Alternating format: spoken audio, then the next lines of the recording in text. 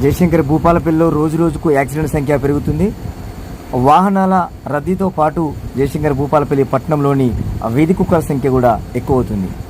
ఈరోజు రాత్రి 7:30 నుంచి 8 గంటల సమయంలో జయశంకర్ స్టాచ్యూ నుండి మంజునగర్ వైపు వెళ్తున్న ఆటోకి అడ్డుగా వచ్చిన కుక్క అకస్మాత్తుగా బ్రేకులు వేసిన డ్రైవర్, బొల్తా కొట్టిన ఆటో, ప్రాణాపాయ స్థితి నుంచి బయటపడ్డ ఆటో డ్రైవర్ దుబ్బపల్లి వాసిగా చెప్తున్నాడు. అయితే జయశంకర్ భూపాలపల్లి జిల్లాలో ఇలాంటి యాక్సిడెంట్స్ సహజంగా జరుగుతూనే ఉన్నాయి.